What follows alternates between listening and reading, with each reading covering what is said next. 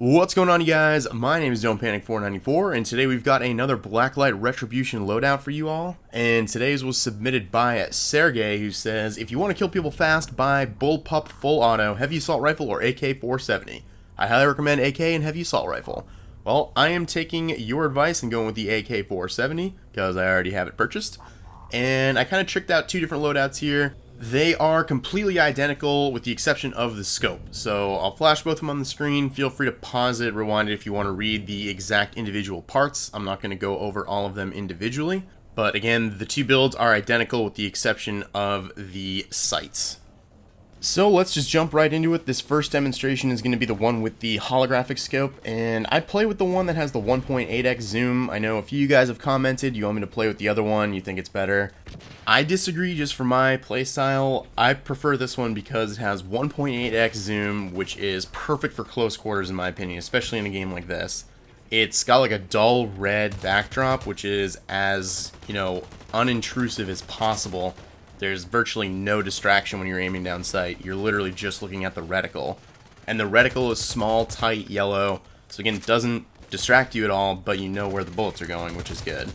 The other ones are like blue and they have all these fancy things moving around. It's just a distraction, not to mention they don't match the zoom that I prefer anyways. So I like this one. I appreciate the feedback. If you guys want to see gameplays with other scopes and stuff, I'm happy to do it, but I picked this one for a reason, even though it's one of the first ones you can unlock. I definitely prefer it. As a whole, though, this gun handles incredibly well in close quarters.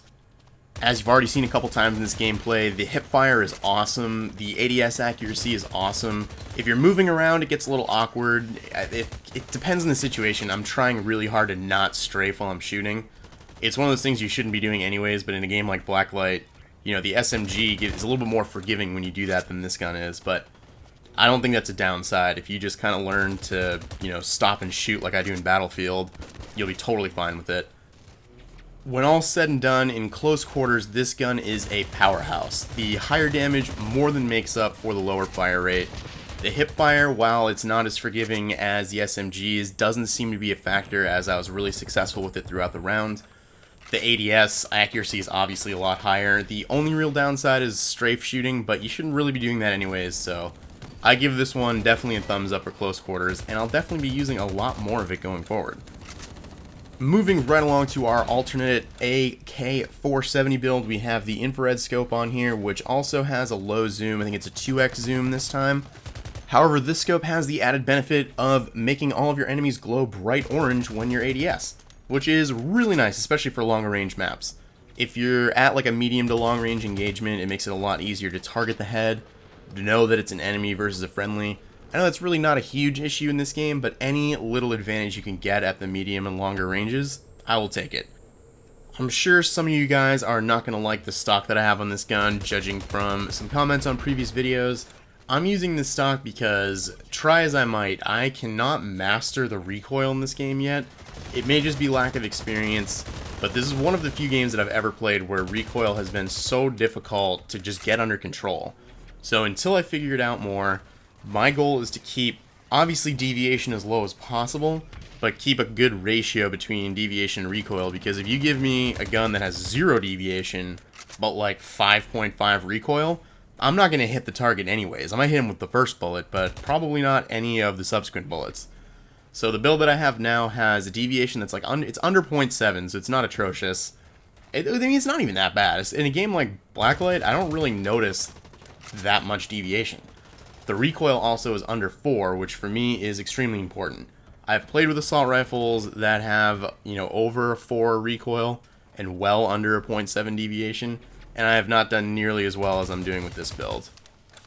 And I know down the road I'm going to be making a lot of tweaks to all of the different weapons that I run with in Blacklight. The more experience you get, the better you are at everything, so you can tweak the guns accordingly.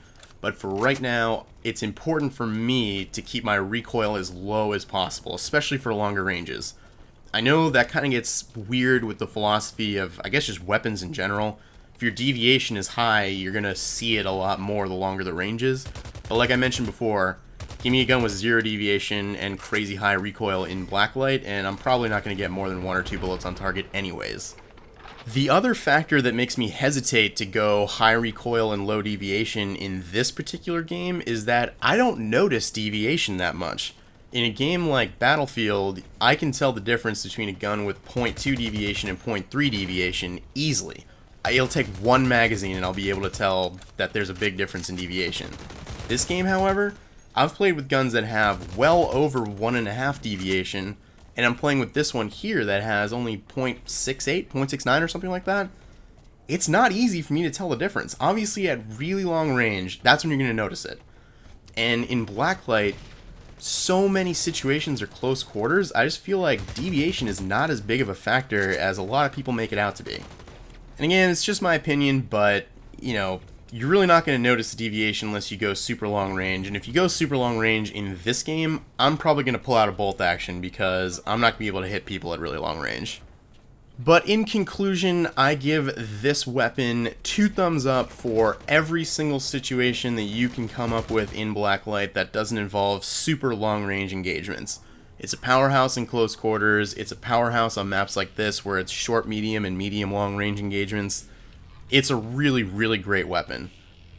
So I want to take this time to thank you guys very much for watching the video. Give it a thumbs up if you enjoyed it. Leave me some more comments below with more loadout ideas if you want to be featured in a future loadout video. As always, I appreciate you guys taking a few minutes out of your day and spending them with me.